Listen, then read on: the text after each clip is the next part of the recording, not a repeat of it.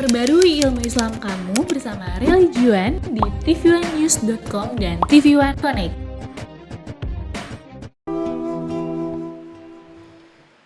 Assalamualaikum warahmatullahi wabarakatuh.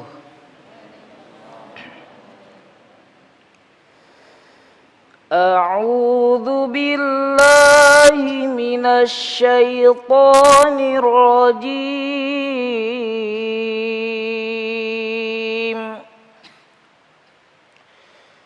Bismillahirrahmanirrahim.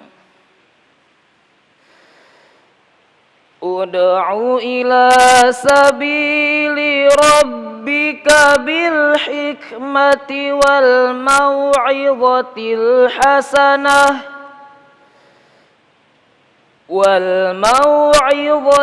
hasanati wajadilhum billati hiya ahsan. Inna rabbaka huwa a'lamu biman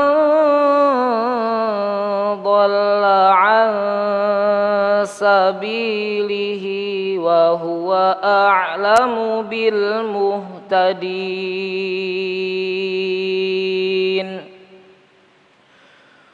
Wa in 'aqabtum fa'aqibu bimithli ma 'uqibtum bih wa la in sabartum lahuwa khairul lis-sabirin.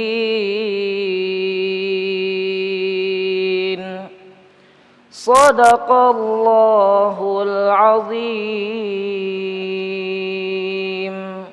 Wassalamualaikum warahmatullahi wabarakatuh. Assalamualaikum warahmatullahi wabarakatuh. Alhamdulillahirabbil alamin. Allahumma shalli ala sayyidina Muhammad wa ala ali sayyidina Muhammad. Segala puji bagi Allah yang kembali mempertemukan kita dalam silaturahmi kita Majelis Ilmu Damai Nusaku, dan alhamdulillah dalam kesempatan kali ini guru-guru yang kita cintai bersiap untuk berbagi ilmu kepada kita tentang hikmah daripada perjalanan dakwah. Kita mengetahui bahwa setiap orang sesungguhnya dibebankan untuk melakukan dakwah, baik kepada dirinya sendiri, keluarga, dan pada aspek yang lebih luas lagi yaitu masyarakat. Lantas apa sesungguhnya hikmah perjalanan dakwah yang telah dicontohkan oleh kekasih kita, junjungan kita Nabi Muhammad SAW. Baik pemirsa, Kiai Haji Haris Hakam dan Habib Geis Asghaf insya Allah akan berbagi ilmu untuk Anda. Dan seperti biasa bagi Anda yang ingin mengajukan pertanyaan berkaitan tema kita, kami undang Anda untuk mengirimkan melalui Instagram di @damai_tv1 dengan hashtag Jalan Dakwah. Inilah Damai Indonesiaku yang dipersembahkan oleh Sarung Wadimor, tentu sarung kita. Assalamualaikum warahmatullahi wabarakatuh. Bismillah walhamdulillah wassalatu wassalamu ala rasulillah Sayyidina Muhammad ibn Abdullah wa alihi wa sahbihi wa mawala.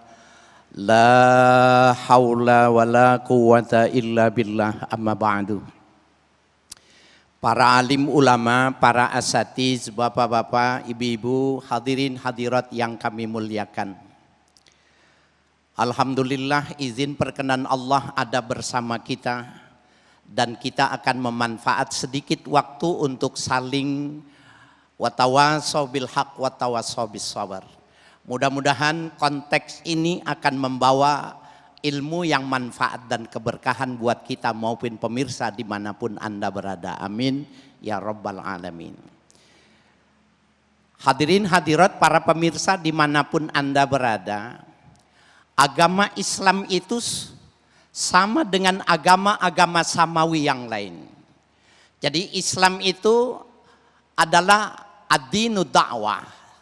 Agama dakwah, agama yang mengajak dari lantaran sudah tidak diturunkan agama baru. Berbeda dengan Yahudi, Yahudi itu hanya diberikan untuk Bani Israel. Tetapi Islam itu dia akan bebas kemanapun dan diupayakan terus mengembangkan dakwahnya agar supaya memberikan pencerahan, keselamatan bagi umat. Sehingga disebut agama Islam itu adalah agama dakwah, agama yang terus mengajaknya. Lalu bagaimanakah model dakwah dan hikmah dakwah yang ingin ditawarkan, yang ingin diberikan? Nabi kita Muhammad sallallahu alaihi wasallam adalah sosok dai, model dai yang paling unggul. Ya. Dan tadi sudah dibacakan ayatnya di dalam surah An-Nahl 152. Ud'u ila sabili rabbika bil hikmah wal mau'izatil hasanah wajadilhum billati hiya ahsan. Allah memberikan batasan dan kriteria dakwah Nabi tidak boleh keluar dari 3 hal ini. Ya, Allah memberikan batasan kepada nabinya dan kepada para umatnya, termasuk sekarang ini para mubaligh, para ulama, para dai, nggak boleh keluar dari 3 hal ini. Yang pertama ilas bil hikmah. Ya, ud'u ila sabili rabbika bil hikmah. Apa itu hikmah? Ulama-ulama tafsir mengatakan al-hikmah at-ta'rifu bil haq. Memberikan penjelasan, memberikan segala sesuatu arahan pendidikan bil haq, dengan benar, jangan dicampur aduk dengan nilai-nilai lokal, dengan nilai-nilai toleransi yang tidak seyogianya dilakukan terhadap pendidikan keagamaan itu tadi. Nah, al-hikmah menurut ulama ini diberikan al-martabah lil mustajibin. Jadi orang kalau mau berdakwah itu kelompok yang pertama al-mustajibin, at-talibu bil haq, at-talibuna lil haq. Orang-orang yang mencari, meminta petunjuk agar supaya dia bisa selamat dunia dan akhirat. Nah, metode yang pertama ini harus dengan bil hikmah. Kasih pemahaman yang benar tetapi tidak keras. Kasih luruskan pemahamannya tetapi dengan bijak. Dengan humanisme kemanusiaannya, itu yang dimaksud dengan hikmah. Subhanallah. Jadi orang sebelum dia berdakwah dia harus memahami psikologi dakwah dulu. Bahwa bagi para mustajibin, fala mubtadi, para pemula itu tidak keluar konteksnya adalah al-haq bil hikmah. Menyampaikan sesuatu yang benar tetapi harus dengan bijak, dengan tenang, dengan lembut, dengan segala sesuatu yang mempesona. Yang kedua dalam ayat tadi wal mau'izatil hasanah. Dengan mau'izah hasanah, dengan nasihat yang bagus, ya, ceramah yang bagus, ini al-martabatu lil ghafilin wal mu'ridin. Derajat ini diberikan kepada orang-orang yang sudah tahu tapi lupa, sudah tahu lalai, orang-orang yang setengah-setengah membangkang. Nah, Al-Quran mengajarkan metodenya bil mau'izatil hasanah. Kasih contoh yang bagus, jadi tidak melulu dengan perbuatan. Ya, dan yang ketiga Bapak Saudara sekalian, wajadilhum billati hiya ahsan, berdebatlah, bernegolah, ya, berbeda pendapatnya tapi bil ahsan, hiya ahsan, yang lebih bagus argumentasinya. Itulah ya urutan di dalam dakwah Nabi kita Muhammad sallallahu alaihi wasallam. Baik, pemirsa yang dirahmati Allah, insya Allah dalam segmentasi berikutnya nanti kita akan lebih dalam lagi untuk memahami metode-metode dakwah yang telah disampaikan oleh guru kita tadi. Salah satunya adalah bagaimana kita mampu berdakwah dengan metode menyampaikan hikmah dengan penuh kesabaran. Lantas bagaimanakah Rasulullah mencontohkan kepada kita? Selepas pesan-pesan berikut ini, damai nusaku yang dipersembahkan oleh Sarung Wadimor, tentu sarung kita.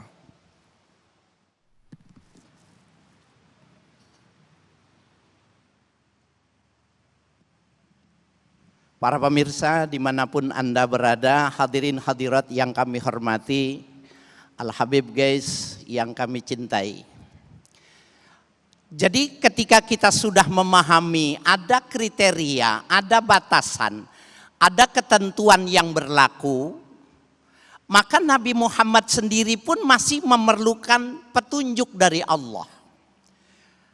Ya, dari luang itu tadi lil mustajibin, kemudian lil ghafilin wal mu'ridin, yang ketiga lil anidin, orang-orang yang menentang itu bagian kelas ya yang diberikan, yang ditentukan oleh Allah itu.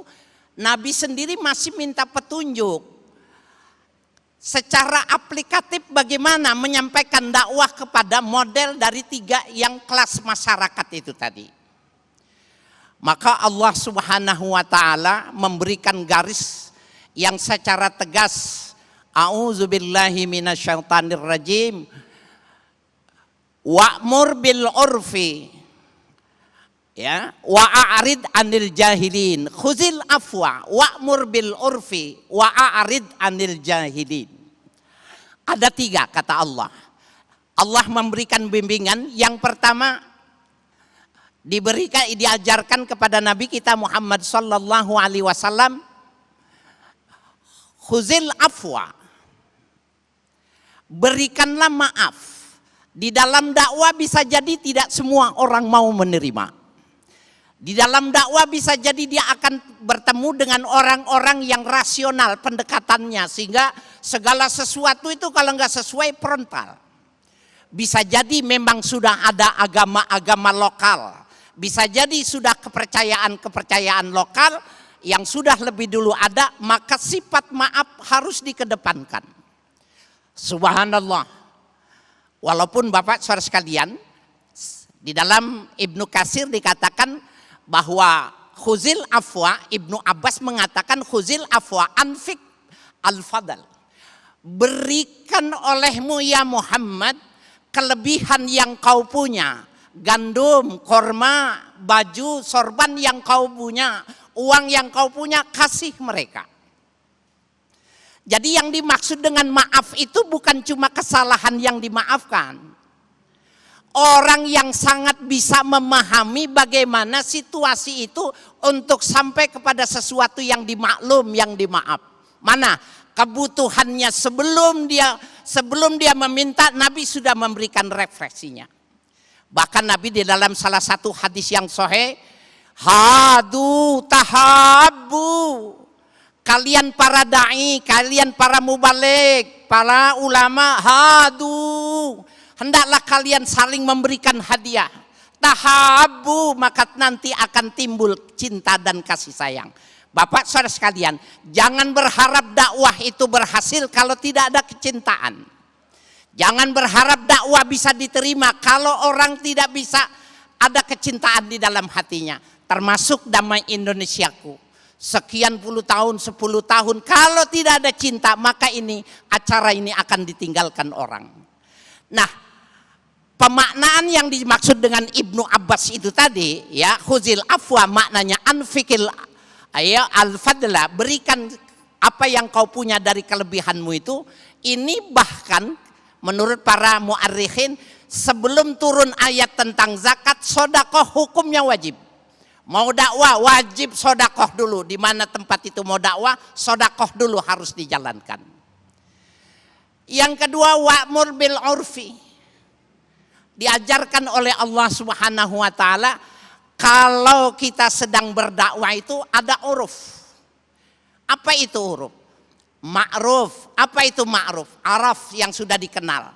Jadi pendekatan dakwah itu yang ma'ruf itu enak, bukan cuma sekedar enak dan bagus menurut agama, tetapi rasio menganggap itu baik dan bagus, adat istiadat dan kemanusiaan menganggap itu baik dan bagus, itu namanya ma'ruf.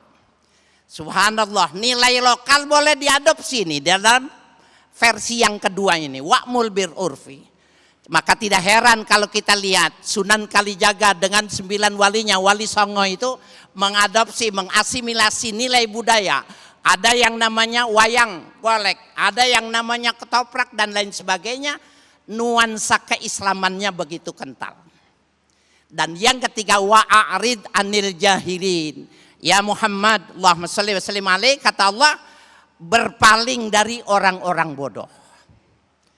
Bapak Ibu sekalian, kadang-kadang kita suka memaksakan diri, Padahal orang yang ada di depan kita itu cuma pakaiannya yang bagus, tampilannya yang ganteng, pendidikan umumnya tinggi, tetapi dalam urusan agama dia termasuk orang yang mubtadi.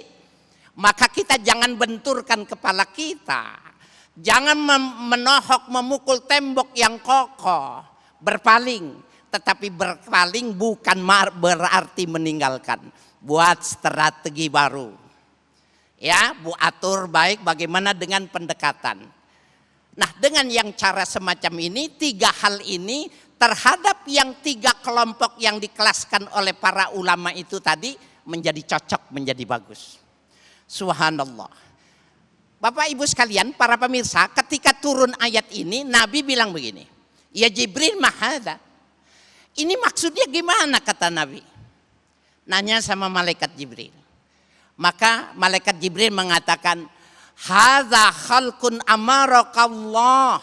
Ini adalah akhlak yang Allah perintahkan kepadamu.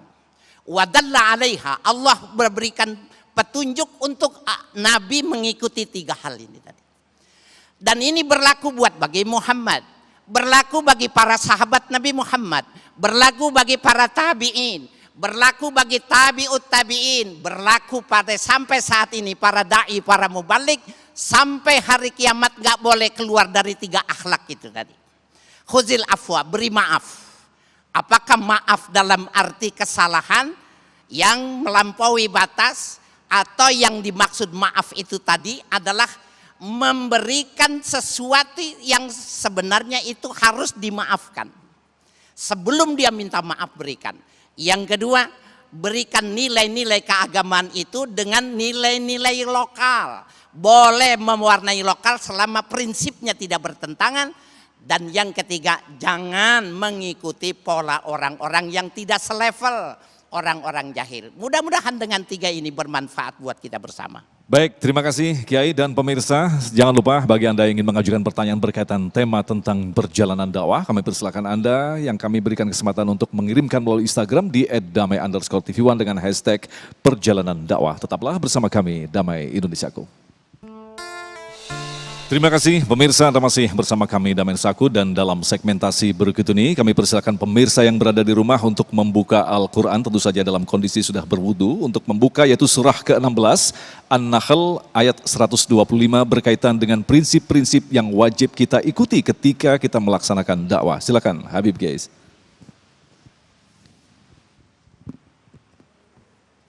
Bismillahirrahmanirrahim.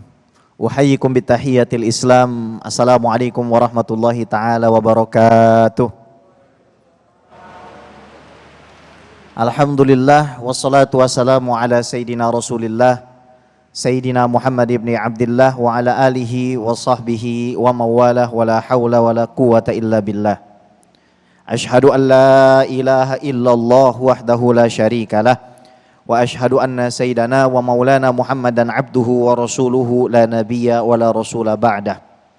Amma ba'du fanawayna ata'allum wa ta'lim wal ifadah wal istifadah wal iqamah wal istiqamah wal hatha ala tamassuki bi kitabillah wa sunnati rasulillah ibtigha'an li mardatillahi wa wajhil karim. Allahumma faqihna fid din wa 'allimna ta'wil waj'alna minal ladzina yastami'una al-qawla fayattabi'una ahsanah. Allahumma arinal haqqa haqqan warzuqna ittiba'ah wa arinal batila batila warzuqna ijtinabah wa adkhilna birahmatika fi ibadika salihin amin ya rabbal alamin. Pemirsa Damai Indonesiaku yang dimuliakan oleh Allah, guru kita Kiai Haji Haris Hakam, kalau kita membicarakan tentang petunjuk Allah Subhanahu wa taala di dalam berdakwah, maka kita harus merujuk kepada surat An-Nahl ayat 125. Karena di dalam surat An-Nahl ayat 125 ada yang disebut dengan maqasidud dakwah dan manahijud dakwah. Tujuan dakwah itu apa dan metodologinya, caranya bagaimana. Allah Subhanahu wa taala mengatakan ud'u ila sabili rabbika bil hikmati wal mau'izatil hasanati wajadilhum billati hiya ahsan. Ud'u ila sabili rabbika. Ud'u, panggil, ajak. Dari sini Allah Subhanahu wa taala memerintahkan Nabi Muhammad SAW untuk mengajak, bukan mengejek. Jadi kalau ada majelis, ada masjid dimanapun siapapun yang mengajar tapi diisi dengan ejekan, diisi dengan umpatan, diisi dengan fitnah dan ghibah, itu sudah keluar daripada metodenya Rasulullah SAW. Biarpun followernya 1 juta, 2 juta, 3 juta, kalau sikap dakwahnya seperti itu sudah keluar melenceng dari dakwahnya Nabi Muhammad SAW. Itu poin pertama. Ud'u ila sabili rabbika, kepada jalan Tuhanmu. Jadi Allah memerintahkan kita untuk memanggil manusia dengan cara-cara khusus yang nanti akan kita jelaskan kemana? Kepada jalannya Allah, bukan kepada popularitas kita. Kontras dengan mungkin yang kita hadapi di zaman ini di mana banyak sekali orang, kita tidak perlu menuding kemana-mana, cukup menuding ke batang hidung kita sendiri saja. Berdakwah bukan untuk memanggil ke jalan Allah, tapi kepada dirinya sendiri. Kepada popularitasnya, kepada jabatannya, kepada hartanya, kemewahannya. Ini yang seperti ini juga sudah keluar daripada tujuan dakwahnya Nabi Muhammad Sallallahu Alaihi Wasallam. Para pemirsa Damai Indonesiaku yang dimuliakan oleh Allah, lantas Allah Subhanahu Wa Taala melanjutkan memberitahu kepada Nabi Muhammad Sallallahu Alaihi Wasallam bagaimana caranya, bil hikmah. Ini kalau kita tafsirkan kata hikmah, macam-macam penafsiran para ahli tafsir. Al-Imam Fakhruddin Ar-Razi menafsirkan kata al-hikmah ini dengan al-adillah al-qat'iyah, dalil-dalil hujah-hujah yang undebatable. Jadi kalau kamu Muhammad mau menyeru kepada Tuhanmu, pakai dalil yang mana orang gak bisa jawab. Pakai dalil yang pasti diterima. Pakai dalil yang gak bisa dibantah. Itu kata Imam Fakhruddin Ar-Razi. Tapi kata Imam Ibnu Jarir At-Tabari menggunakan Al-Quran, ya huwa sama saja. Karena Al-Quran itu hakikatnya tidak bisa dibantah. Wal mau'idhatil hasanati, dan juga dengan perkataan yang lembut. Imam Fakhruddin Ar-Razi mengatakan ya pakai dalil-dalil yang dhoni nggak apa-apa. Asalkan bisa mengajak manusia pakai metode khitab. Misalkan kita berceramah supaya manusia hatinya tersentuh, boleh nggak apa-apa. Akan tetapi harus kita kembalikan kepada tujuan awal apa? Sabili rabbika, jalan Tuhanmu.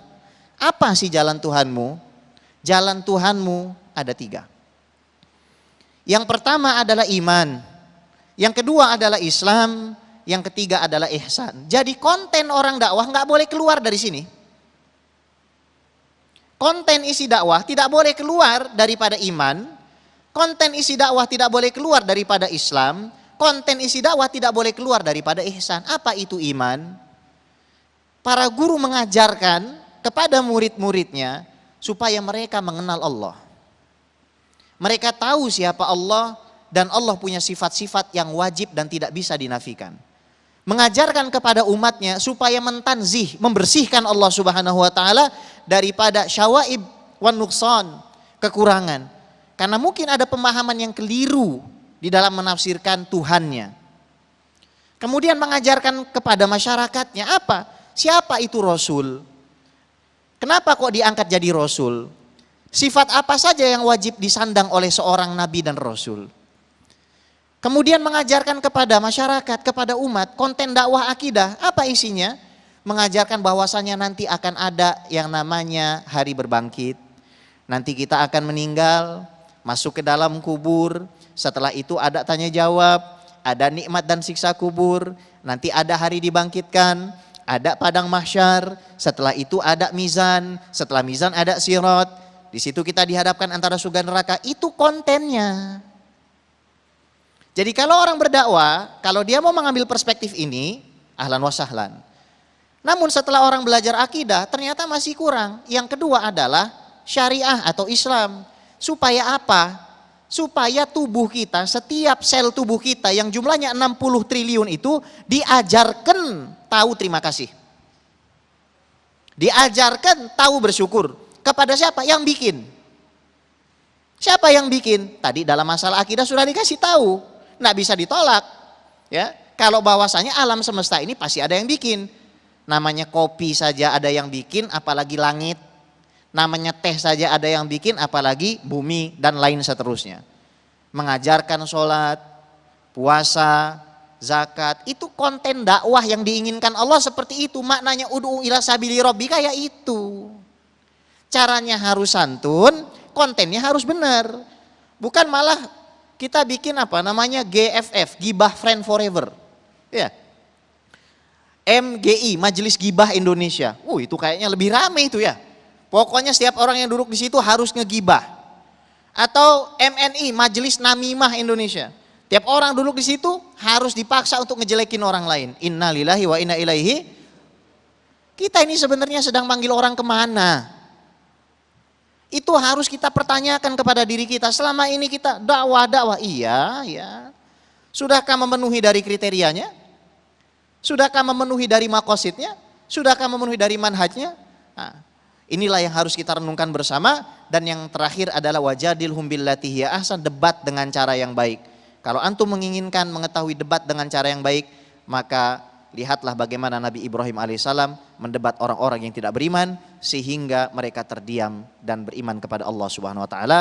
Kurang lebihnya saya mohon maaf. Astagfirullahaladzim. Assalamualaikum warahmatullahi taala wabarakatuh. Waalaikumsalam warahmatullahi wabarakatuh. Alhamdulillahirabbil alamin. Terima kasih Habib yang kembali memberikan nasihat kepada kita betapa pentingnya khususnya bagi para pendakwah ternyata tidak sekedar menghadapi kesulitan, bukan sekedar medan, tetapi diri sendiri ternyata ada unsur sataniyah dalam diri kita yang membuat kita memaksakan kehendak sehingga muncullah dakwah yang memaksa. Lantas bagaimanakah sesungguhnya keberhasilan Rasulullah mampu berdakwah dalam waktu yang sangat singkat menyebarkan Islam di penjuru dunia? Tetaplah bersama kami, Damai Indonesiaku.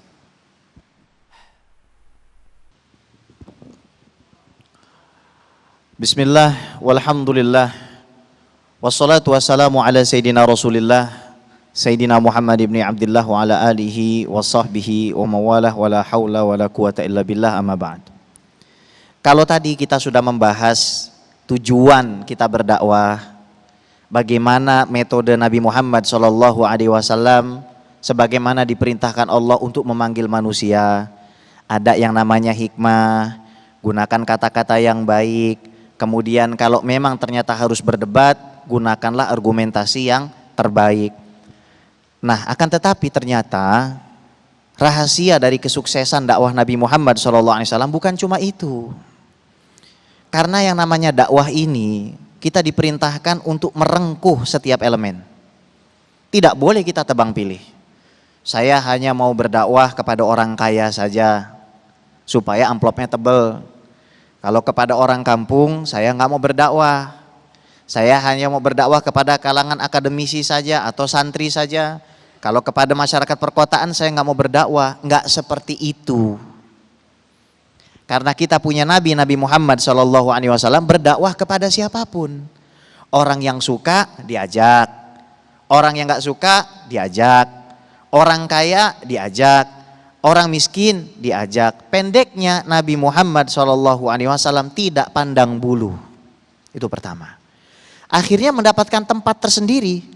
Contoh bagi orang yang nggak punya, ngelihat Nabi SAW dari kalangan Bani Hashim, orang mulia, yang sangat luar biasa indahnya Nabi Muhammad SAW, datang ke rumahnya, datang ke kampungnya, seneng nggak? Seneng. Bayangkan kalau misalkan Kiai Haris Hakam mampir ke kosan santrinya, gimana perasaan santrinya itu? Pasti melimpah ruah itu kebahagiaan. Nah, sudah belum kita begitu?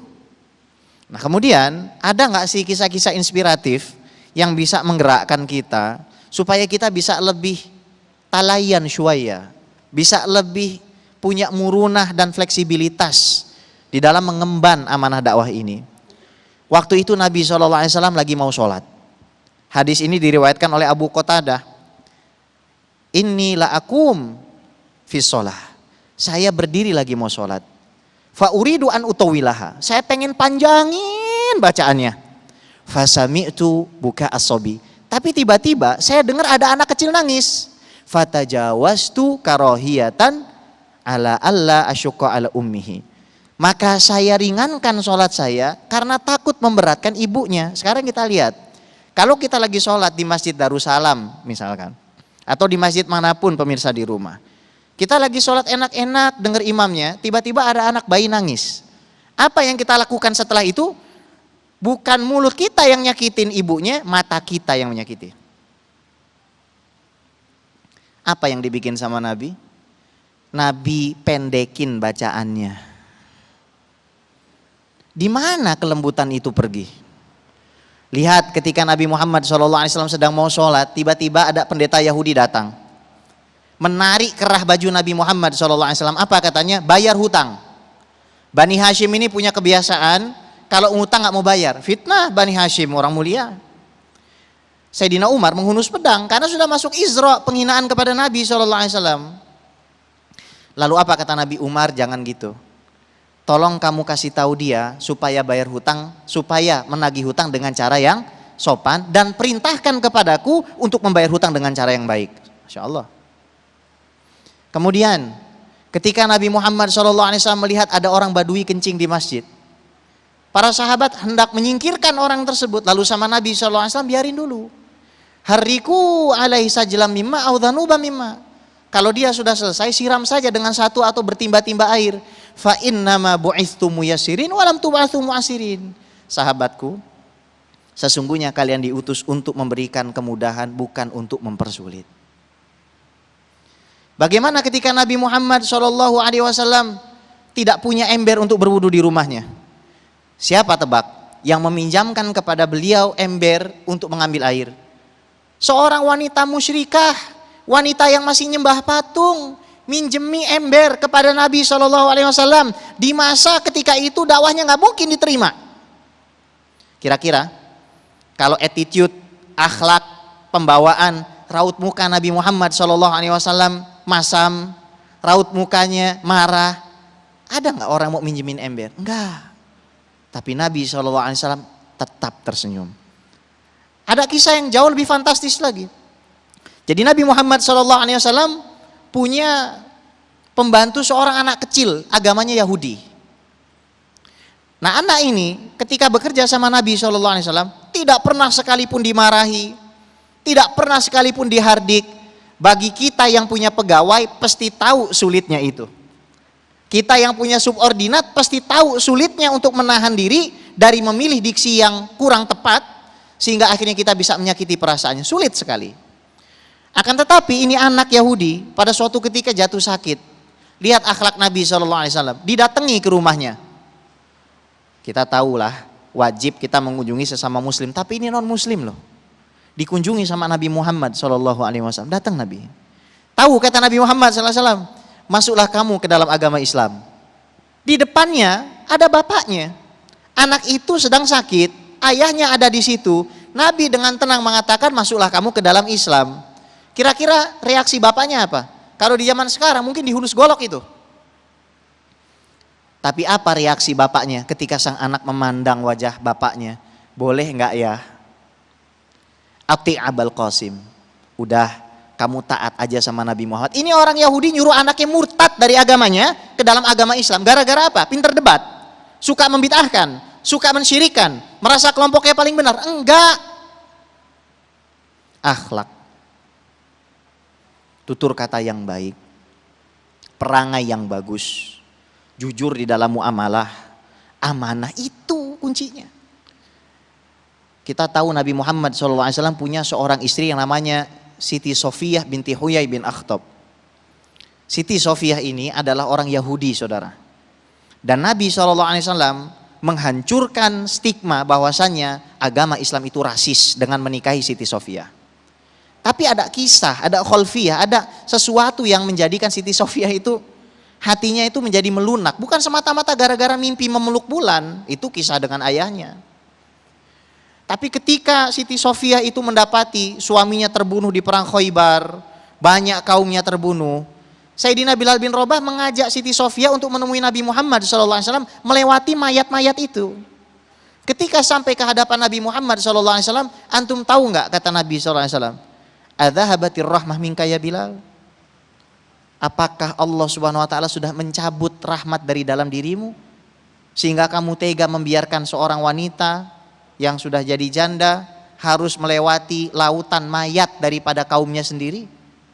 Masya Allah. Sudahkah kita seperti itu? Bayangkan 23 tahun Nabi berdakwah, sekarang pahalanya masih mengalir kepada beliau sehingga beliau mengatakan umatnya akan menjadi separuh ahli surga. Wassallallahu ala sayyidina Muhammad wa ala alihi wa sahbihi ajma'in walhamdulillahi rabbil alamin. Assalamualaikum warahmatullahi wabarakatuh. Waalaikumsalam warahmatullahi wabarakatuh. Baik, pemirsa yang dirahmati Allah, sesaat lagi kita akan hadir di segmentasi yang kelima untuk segera menjawab pertanyaan-pertanyaan yang telah Anda kirimkan melalui Instagram. Tetaplah bersama kami, Damai Indonesiaku. Terima kasih Anda masih bersama kami Damai Indonesiaku dan kita akan segera jawab pertanyaan-pertanyaan Anda. Sekali lagi terima kasih bagi Anda yang telah berpartisipasi mengirimkan pertanyaan yang banyak sekali, namun waktunya sangat singkat. Kita akan pilih pertanyaan-pertanyaan yang insya Allah akan mewakili pemirsa yang berada di rumah.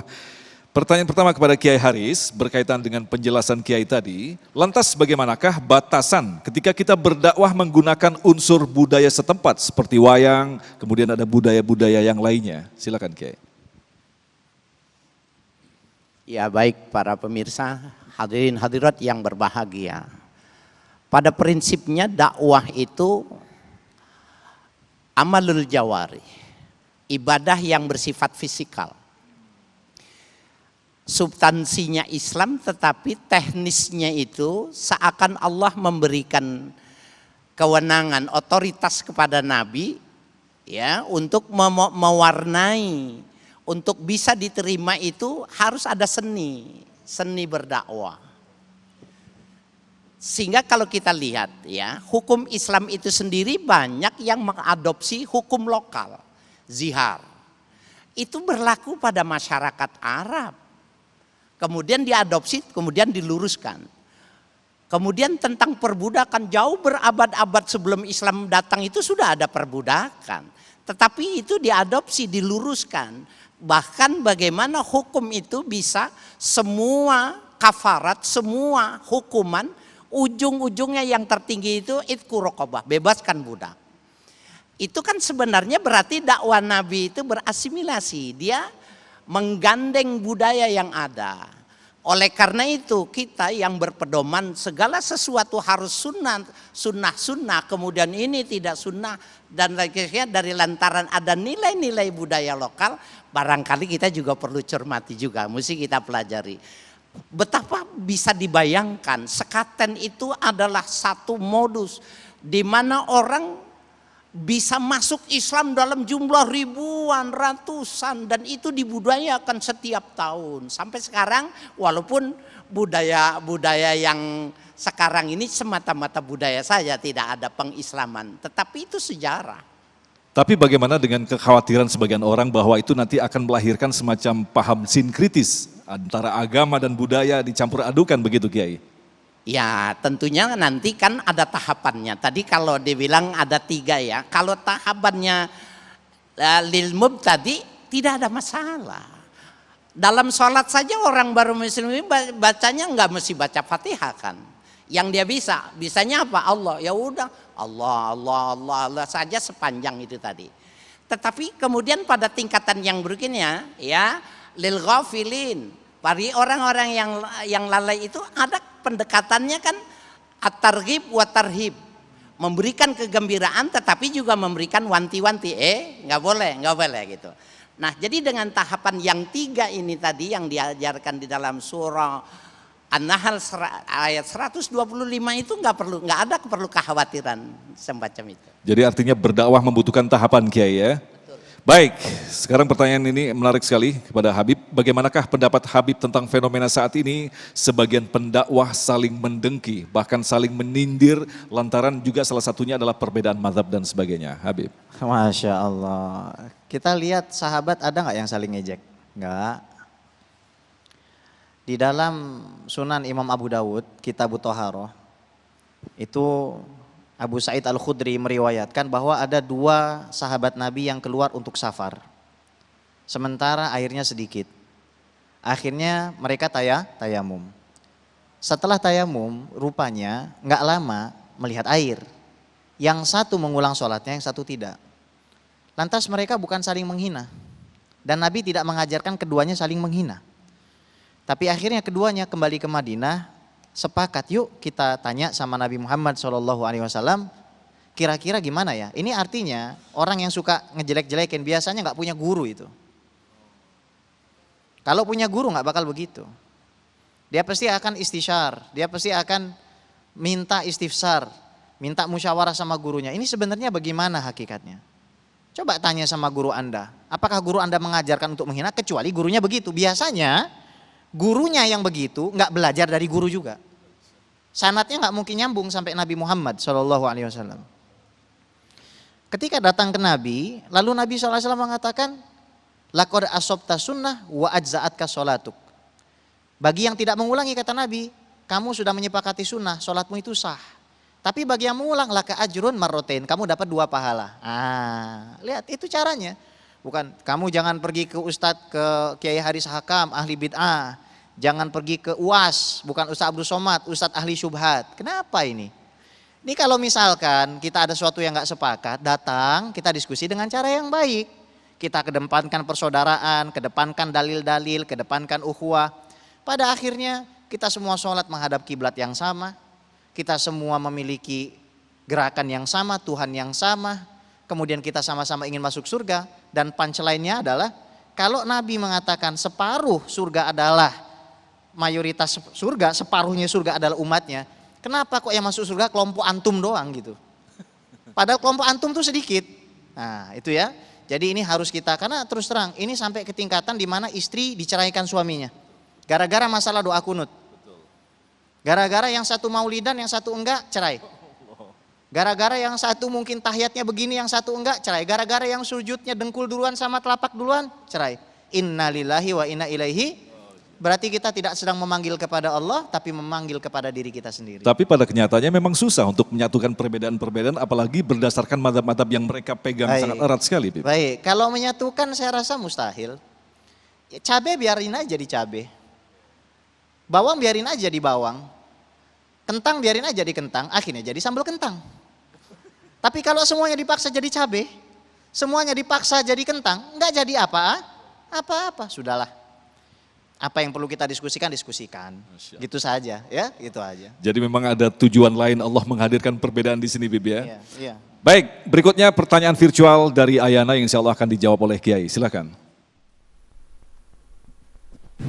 Assalamualaikum warahmatullahi wabarakatuh, Ustadz. Perkenalkan, saya dengan Ayana dari Jakarta. Saya mau bertanya, Ustadz, mengapa hingga detik ini masih ada aja orang Islam yang tertutup pintu hatinya tentang keindahan Islam?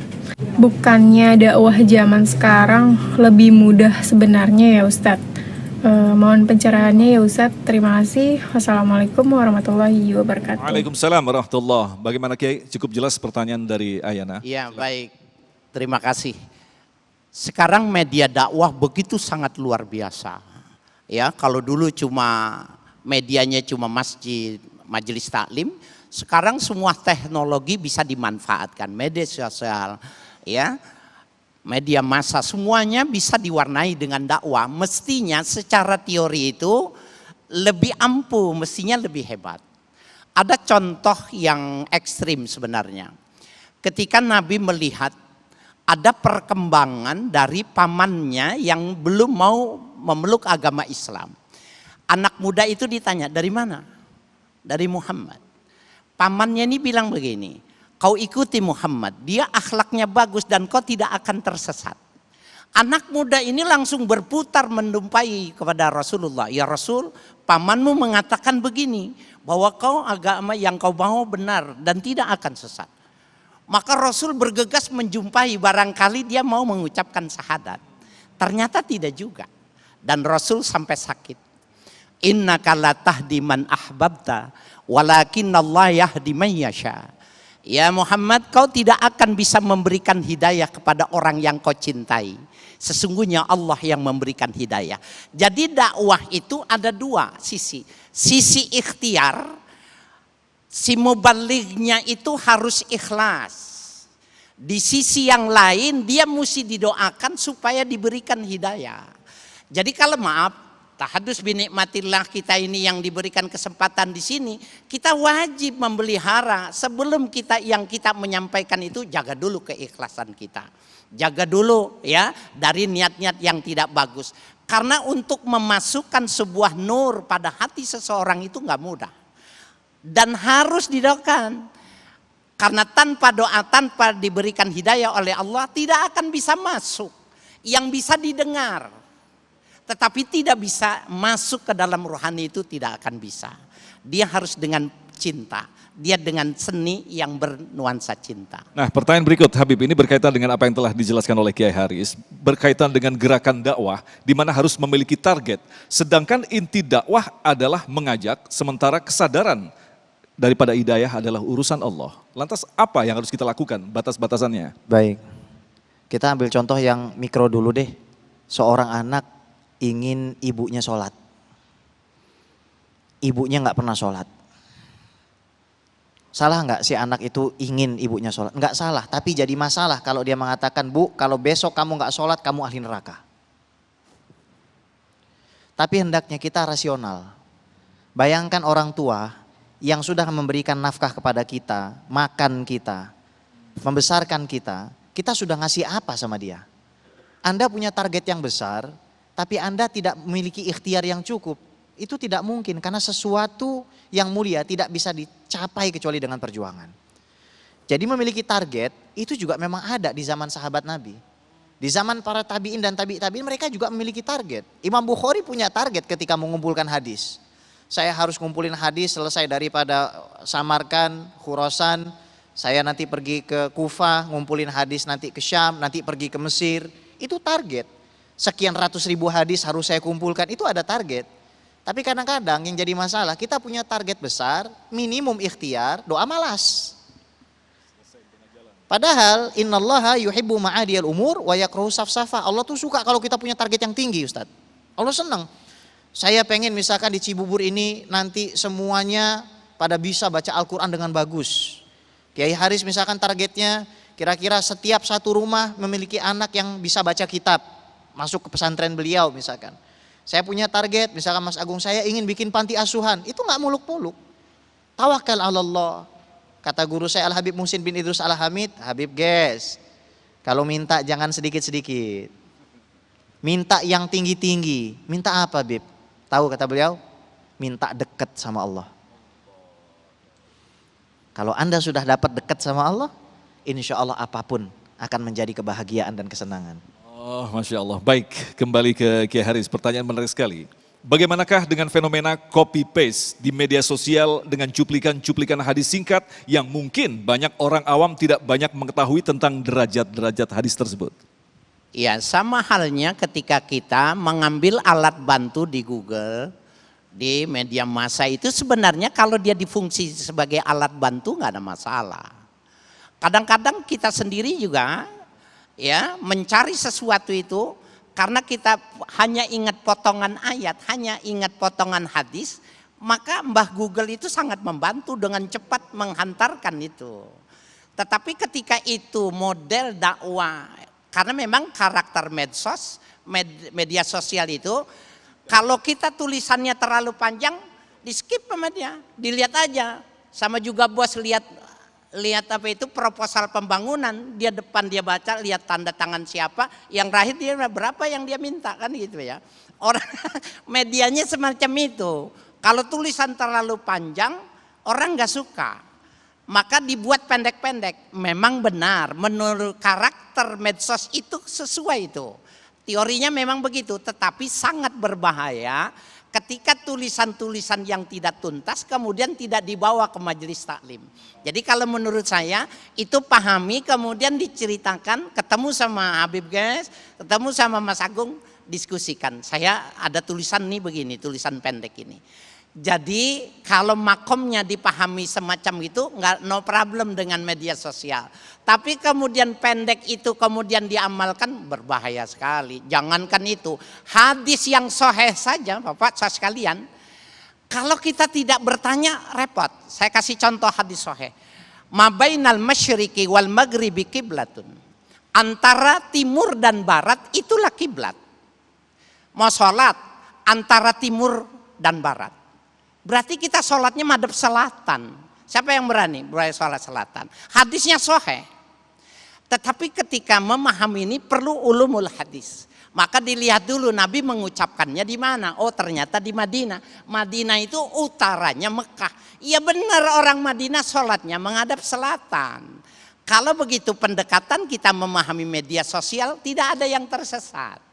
Tetapi kalau itu kemudian ditelan, maka kita akan mengedepankan jemari untuk menuding orang lain. Masya Allah, artinya kita cukup dengan menampilkan quotes-quotes yang hikmah begitu Kiai ya. Baik, pertanyaan berikutnya berkaitan dengan apa yang telah dijelaskan tadi Habib. Lantas bagaimanakah cara berdakwah di media sosial dalam pandangan Islam? Makosidnya tujuannya harus Allah. Yang kedua, caranya harus valid sesuai dengan apa yang diinginkan oleh Rasulullah SAW. Tadi Kiai Hari sudah singgung banyak bahwasanya memang media sosial ini terutama di zaman sekarang itu bisa menjadi sarana kita menuntut ilmu. Seperti meeting lewat webinar, ya, meeting lewat ini, lewat itu. Itu adalah salah satu sarana yang bahkan kami lakukan supaya kami bisa nyambung kepada guru-guru kami di Mekah, guru-guru kami di Madinah, guru-guru kami di Yaman, di Mesir, supaya akhirnya kami masih bisa bertalaki kepada beliau-beliau. Nah sekarang kalau kita bicara soal dakwah di media sosial, yang paling penting adalah ketika antum pengen post, bismillah walillah. Mau posting misalkan ada quote bagus dari Kiai Haris Hakam, ya, ada kata-kata bagus dari Mas Agung, ada quotation bagus dari TV One, dari Habib Fulan, dari Ustadz Fulan.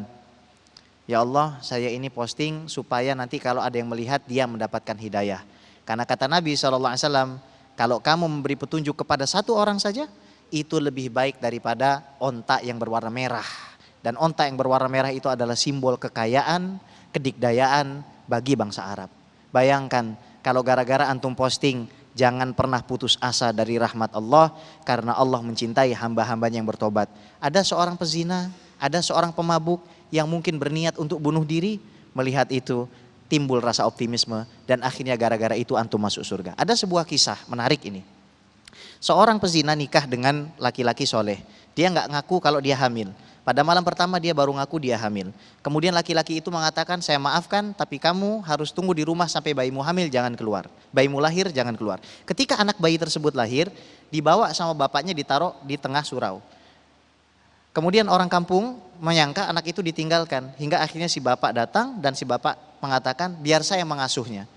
Kenapa? Supaya menyelamatkan anak ini. Seandainya nanti orang mengatakan, kenapa kok bapaknya nggak mau jadi wali, berarti anak zina.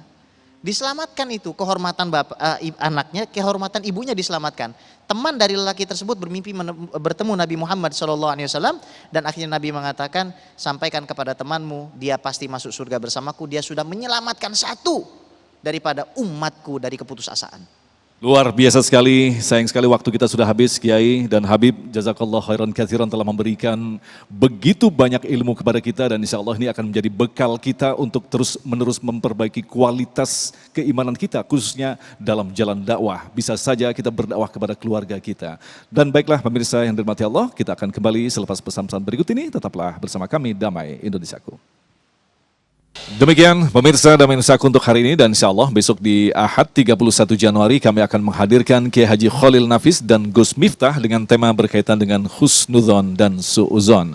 Agung Isul Haq dan kerabat kerja Damai Indonesiaku serta pendukung acara ini Sarung Wadimor tentu sarung kita mengucapkan terima kasih atas perhatian Anda. Assalamualaikum warahmatullahi wabarakatuh. Baik pemirsa, hadirin hadirat, kita tengadahkan tangan. Bismillahirrahmanirrahim. Alhamdulillahi rabbil alamin. Allahumma salli ala nabina Muhammadin wa alihi wa sahbihi ajma'in. Allahumma anta rabbana wa rabba kulla syai' wa anta rabbul arsyil azim. Ma sya'allahu kan wa man lam yasha' lam yakun. La hawla wa la quwwata illa billahil alil azim. Na'lamu anna Allah ala kulli syai'in qadir wa anna Allah qad ahata bi kulli syai'in ilma. Allahumma inna na'udzubika min syarri anfusina wa min syarri anfusina wa min syarri kulli dabatin anta akhizun binasiyatiha inna rabbi ala siratim mustaqim. Allahumma lakal ham wa ilaikal mushtaka wa antal musta'an nasta'inuka ala fasadin fina wa nas'aluka salaha amrina kullih wa la hawla wa la quwwata illa billahil alil azim. Sallallahu ala nabina Muhammadin wa alihi wa sahbihi ajma'in walhamdulillahi rabbil alamin. Amin.